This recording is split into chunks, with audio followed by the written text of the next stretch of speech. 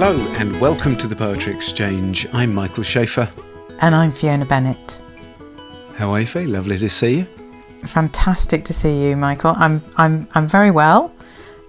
Things are a little bit chaotic today, so let's just hope that they're not chaotic right now. That would be unhelpful for all our listeners if I was to be chaotic. I think I need the steadying space of a poem to go into, so I think when we've completed this, I will just sink into the poem that we're about to share and stay there for a while, see if that can settle me down. If a poem can't do it, Fee, nothing can. That's true enough. Absolutely. How are you? I'm very well. In fact, we were just saying before we pressed record that the last time we saw each other was at the Royal Opera House for quite an extraordinary evening, watching Ballet Black perform Will Tuckett's piece Then or Now. And I had the dubious pleasure of hearing myself read some poems that you had brilliantly curated alongside two other readers, Hafsa Anila Bashir and Natasha Gordon, old friends of ours in the projects. And it was quite a thing, wasn't it? It really was. I was kind of a bit blown away by it, actually. I was a bit lost for words on the night. And you actually have seen this piece performed now several times, Fee. How was that, to watch it over the run of 3 nights? Phenomenal thing. It had 5 nights in all. I saw 3 of the 5, and I just can't believe how incredible these dancers of Ballet Black are. And the thing that I love about their work is that they have all the discipline and unison of collective movement that you kind of get with ballet, but they also have this incredible individuality. Each dancer is just so individually expressive. And the technical skill is off the scale. So it's just mind-blowing. And the whole collaboration, which really Casa Pancho, artistic director of Ballet Black, and William Tuckett, choreographer, kind of put together with, us being involved, and then Daniel Piaro playing the violin exquisitely. It's just, you just feel it's one of those moments in your life where, something really special happened and, forces came together. So it was great. I couldn't agree more. It really did feel like a privilege to be a little part of that, actually, and to sort of have a little peek into that world as well. It's quite different to my world, to the theatre thing, and they're extraordinary. It's just amazing. Casa Pancho is she's quite a force, isn't she? What a thrill it was to work with her.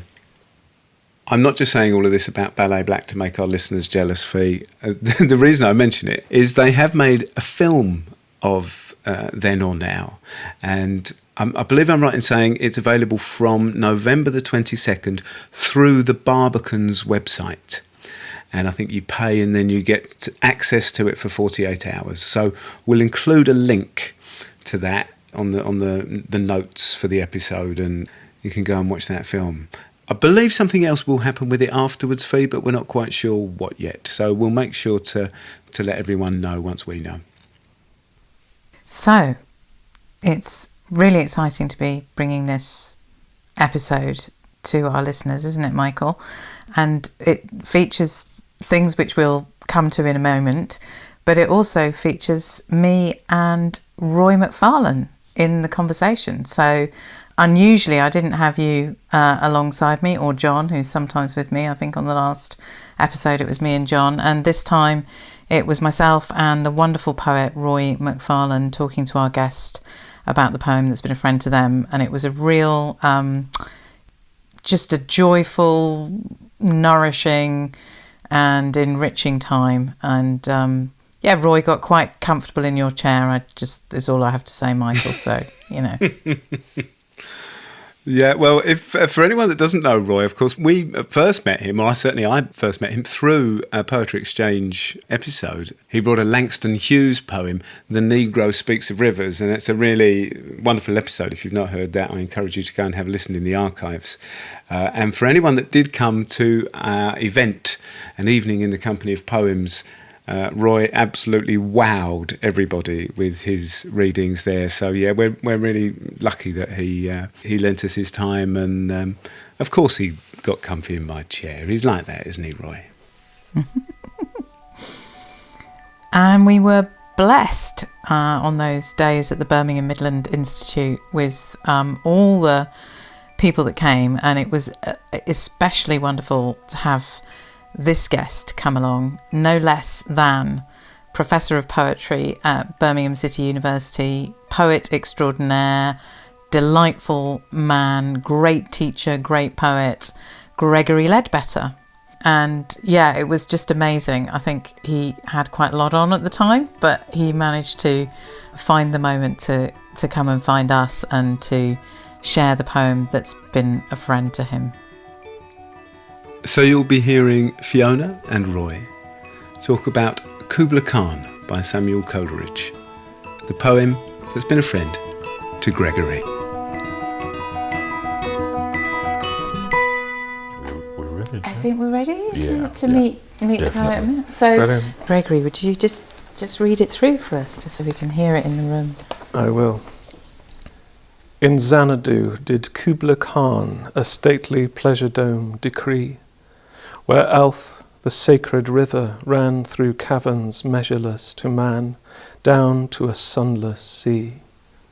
So twice 5 miles of fertile ground, with walls and towers, were girdled round. And there were gardens bright with sinuous rills, where blossomed many an incense-bearing tree. And here were forests ancient as the hills, enfolding sunny spots of greenery. But oh, that deep romantic chasm, which slanted down the green hill athwart a cedarn cover, a savage place, as holy and enchanted as ere beneath a waning moon was haunted by woman wailing for her demon lover. And from this chasm, with ceaseless turmoil seething, as if this earth and fast thick pants were breathing, a mighty fountain momently was forced, amid whose swift half-intermitted burst huge fragments vaulted like rebounding hail, or chaffy grain beneath the thresher's flail. And mid these dancing rocks at once and ever, it flung up momently the sacred river. 5 miles meandering with a mazy motion, through wood and dale the sacred river ran, then reached the caverns measureless to man, and sank in tumult to a lifeless ocean. And mid this tumult Kubla heard from far ancestral voices prophesying war. The shadow of the dome of pleasure floated midway on the waves, where was heard the mingled measure from the fountain and the caves. It was a miracle of rare device, a sunny pleasure dome with caves of ice. A damsel with a dulcimer in a vision once I saw. It was an Abyssinian maid, and on her dulcimer she played, singing of Mount Abora. Could I revive within me her symphony and song, to such a deep delight 'twould win me, that with music loud and long I would build that dome in air, that sunny dome, those caves of ice, and all who heard should see them there, and all should cry, beware, beware, his flashing eyes, his floating hair. Weave a circle round him thrice, and close your eyes with holy dread, for he on honeydew hath fed, and drunk the milk of paradise. Wow, thank you so much. Thank you. So, has this poem been with you a long time?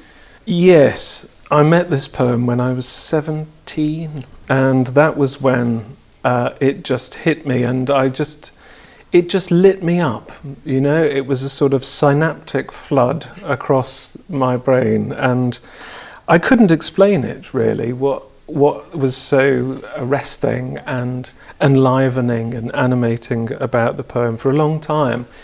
I remember the moment Coleridge's face sort of slapped down on my desk there, staring back up at me, because the teacher went around tossing out this old James Reeves edition of Coleridge's poems.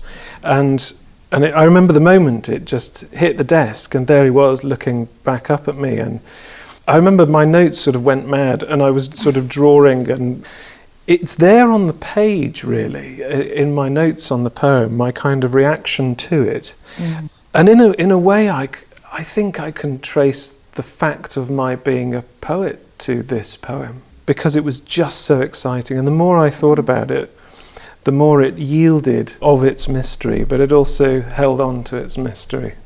And, it still does. Obviously intensely musical. Mm.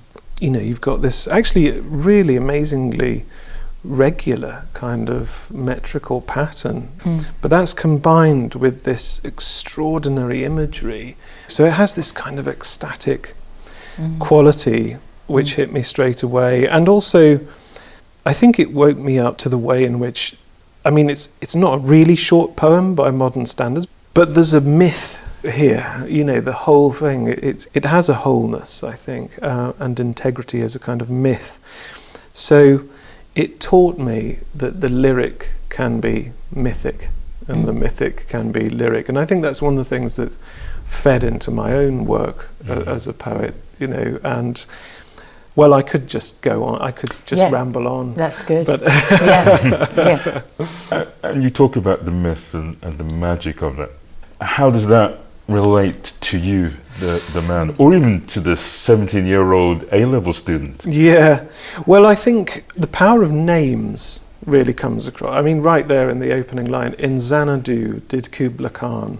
Now, of course, at the time, I didn't know anything about Xanadu, or indeed the fact that Coleridge is here kind of lifting out some phrases from Purchas's Pilgrimage. It's a sort of 17th century travel book, essentially. And he's working with that, and that's his starting point. He says he fell asleep over this book after taking an anodyne. It's opium, kids. And then, all these images rose up for him. So just the story, it has its own creation myth, I suppose, around it, which of course Coleridge wrote too. So when this was published in 1816, really at Byron's suggestion, it had been composed for at least 17 years by that time.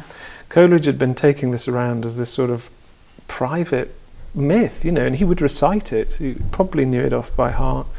So people were hearing it, and he'd recited it to Byron in 1815, and Byron was sort of, well, I think we'd say blown away by it, and said, you should publish it. But when it was published, Coleridge put this introductory account, which essentially was a creation myth about the poem, and then so that's the sort of frame around it, and then within that, you've got this myth. So it's like it's like this layered myth, a creation myth within a creation myth. Okay. And I think it appealed to me in particular because it was about origination.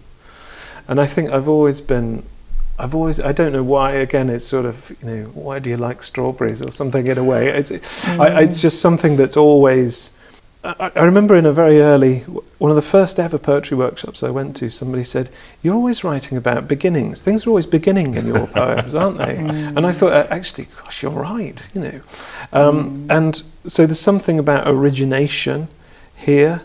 It's a kind of source of life and source of language.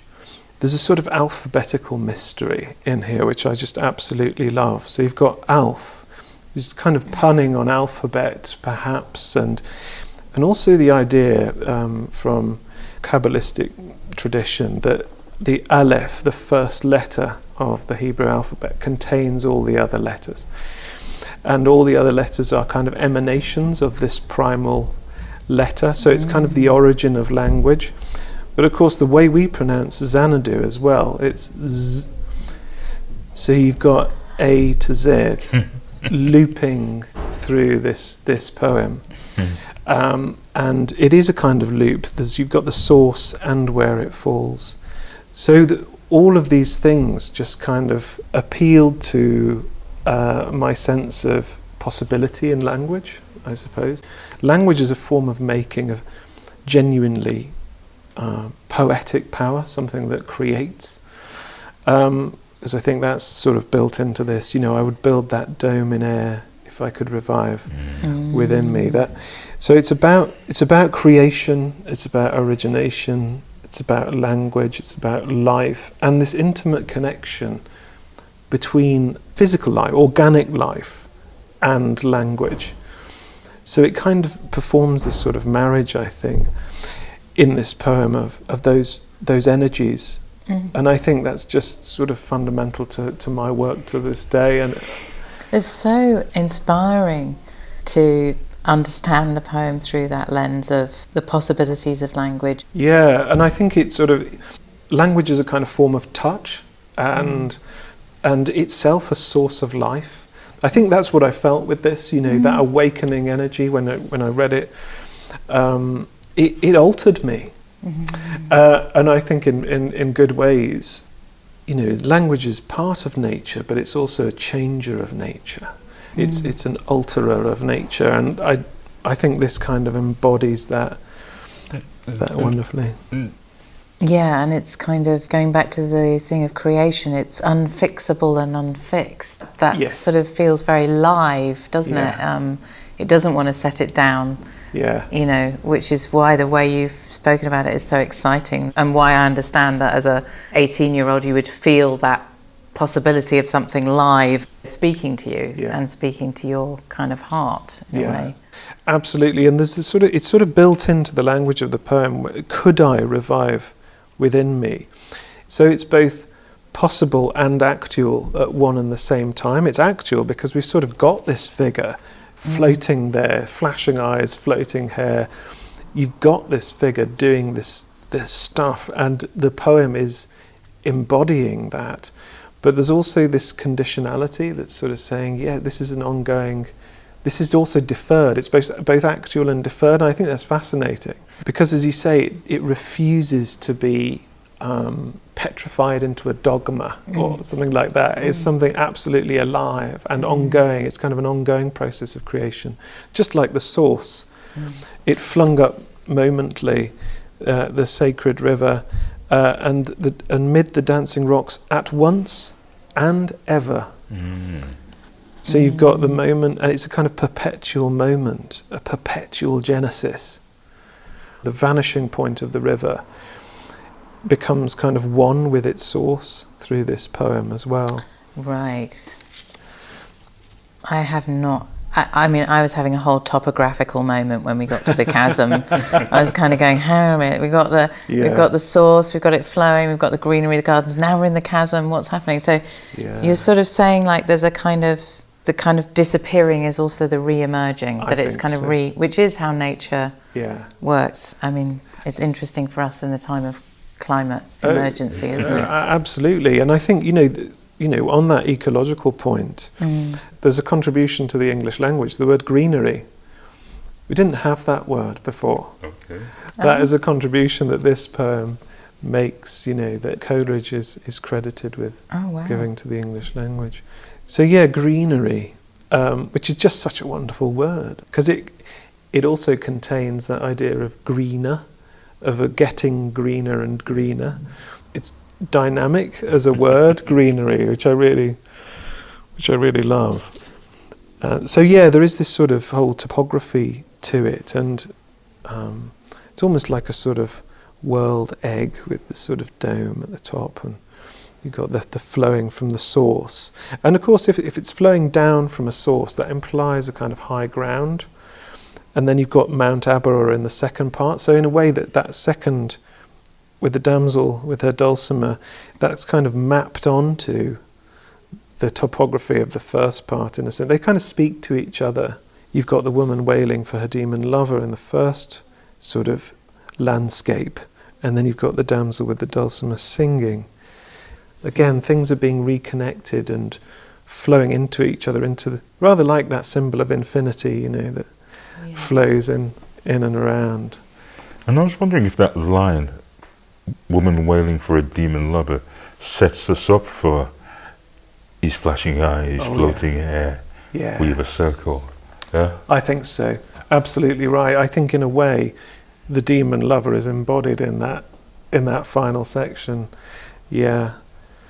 So, like I said, it's just one of these things that just keeps on giving. The more you look, and yet it withholds something, because all these things are fascinating, but you can't comprise the poem in all of these explanations. It's not like you can reduce it or explain it away, because it's got its own aural and imaginative power. Yes, it really is amazing. Just sitting and listening to it with you reading it was fantastic, and you kind of you hear it inside yourself. I mean, it's one of those poems that will just come into you when you're somewhere, and Oh yeah. you just hear a phrase of it or a fragment of it, because it's not that you're thinking, oh, that idea about Yeah. it's just in your moment of encounter with the world and yourself in the world, isn't it, I suppose? It is. There's a great phrase, and Wordsworth talks about the way poetry can get into the blood and vital juices of our minds. Juicy mind. Isn't that good? And I think that's what's happening, isn't it? As exactly as you just said, it gets into the very fabric of your thinking. Yeah. And again, that's one of those wonderful things, that interaction between the organic and the psychological or intellectual. Our experiences become partly conditioned through the poetry we read, of course, and maybe switch on kind of senses that we might not otherwise have had in terms of our interactions with the world. I think that's something poetry can do. Yeah, I'm really struck by that idea of its capacity to open sensibility and senses, both the physical and the human of that. That's beautiful. We've talked about the poem, but the man. Yeah. You have a real love for the man. I do, yeah. Yeah, so he's this flawed figure, he's so human because he's so damaged and yet so wonderful and extraordinary. And he's someone who suffered a great deal, but and he was intensely, he had crashing moments of self-pity in the depths of addiction, it got himself in all sorts of terrible scrapes, but there's this intense sort of sense of life about his own sensibility, that intense level of attention that he brought to the natural world, to his own psychological life, to language, giving us certain words. Psychosomatic is another word that he gave the language. And so I've always found him just this fascinating presence. And his friends were kind of both fascinated and infuriated by him as well, because they saw how self-destructive he could be. He was effectively outcast from his family. He wasn't a good parent, unfortunately, even though he certainly did transmit some good things onto his children. But of course, he was struggling with opium addiction for his adult life, and actually that wasn't well understood. His friend, or sort of friend, Robert Southey, who became Poet Laureate in 1813, he said, Wordsworth and William and Dorothy, they indulge Coleridge instead of shutting him up in a room and telling him to sort himself out, basically. And that was the kind of attitude. So he's a syllabus in himself when you study him, because there's just he thought about absolutely everything. But also just on a human level, there's such drama, in the life and such pathos. I mean, actually, Southey, there's another letter where he said, "It pains me that people in the future will not know that what a genius is here wasted." They really thought he'd die having done nothing, basically. So there's this sort of real pathos to his life, and you do just want to reach out across time and space and say, actually, you know what? You needn't have worried about that and that. I feel also that the inspiration of the man and the work that you're describing is this willingness to look at everything. Not even just willingness, but the actual need, the kind of organic human to universe need to just look at everything and say, what's this, where is this meeting, and that unflinching capacity to just look it all in the face, whatever it is, however big, raw it is, and that's a great inspiration. So you can ask him that famous question that the exchange always asks. Oh, shall we? Shall I? You go for it. Okay. All right. So we've asked you to bring the poem that's been a friend to you, and if I could ask you this question, what kind of a friend is this? Deeply mysterious one. A friend who is also still a stranger in some way, but who I feel very close to and intimate with, and funnily enough have a kind of unspoken relationship to something that can't be said, some kind of understanding that just exists between myself and this friend. So a friend at once intimate and distant, and extremely charismatic, I suppose, but at the same time generous and not at all egotistical. I think there's something here that is profoundly giving, actually, about what this poem does. I feel it's it is a gift. So a stranger who is also intimate, who gives unself-consciously, and maybe that strange glint in their eye, the flashing eyes, that gives them away. Brilliant. My God, that's so good. I want that friend. That's so great. Beautiful. Samuel Taylor Coleridge, Kubla Khan. In Xanadu did Kubla Khan a stately pleasure dome decree, where Alph, the sacred river, ran through caverns measureless to man, down to a sunless sea.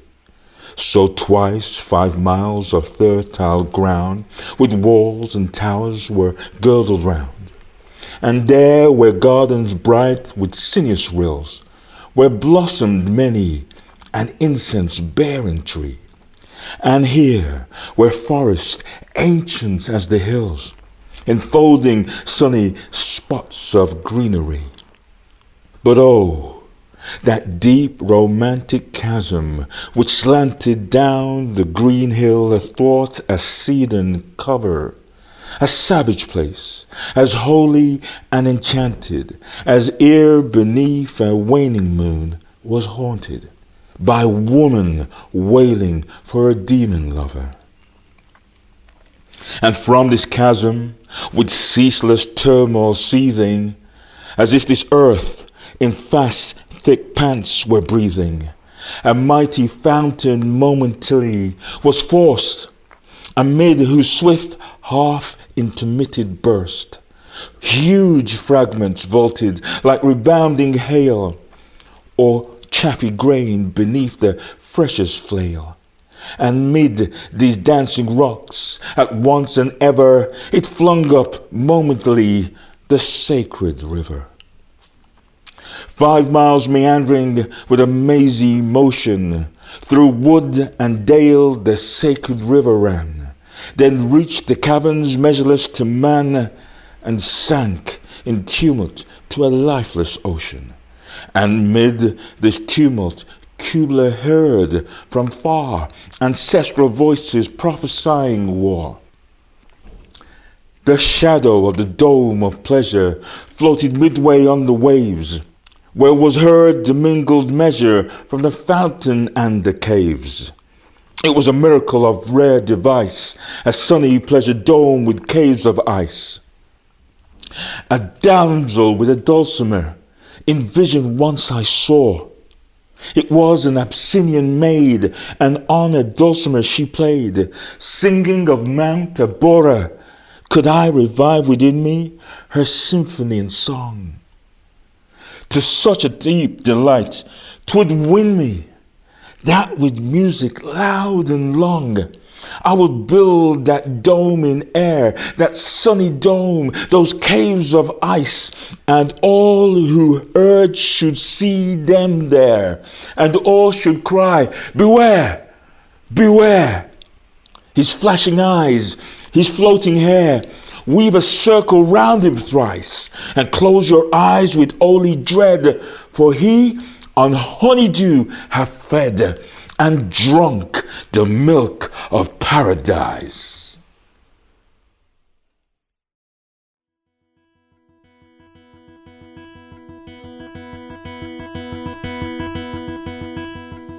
That was Roy with the gift reading of Kubla Khan at the end there. Our thanks, of course, to Gregory for giving us his time and for giving us permission to use that conversation. Fee, I was quite struck by something Gregory says there. He talked about a synaptic flood. That was the response he had when he first came across this poem. I wondered if you'd ever had that in response to a poem. A synaptic flood. Isn't that excellent?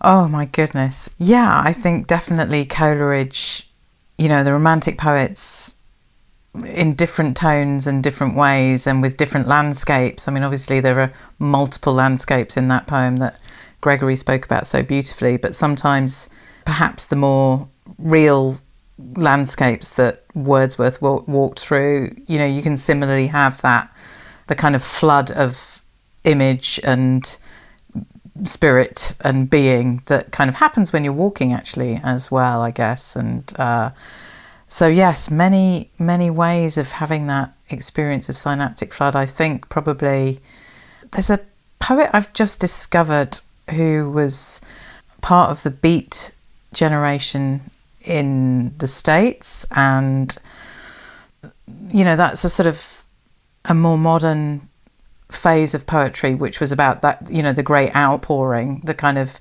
poet as cry of the soul or cry of the spirit or cry of the politic, body politic, whatever way you kind of choose to hold it. And this poet is called Diane de Prima, who was obviously a female poet in that movement. And I kind of sought her out because I was thinking to myself, well, I know the male voices of that movement, but there must have been women there, and of course there were. So I've been reading Diana de Prima lately, and much synaptic flood has been occurring. Very good. We should also mention that Gregory has got a new collection out. It's called Balanouve. It's described here as a sequence of poems about a mythical city charting its decline to its resurrection. And it's published by Broken Sleep. It's just come out, I believe. So again, we'll put a link in the notes to that, and you can follow that through.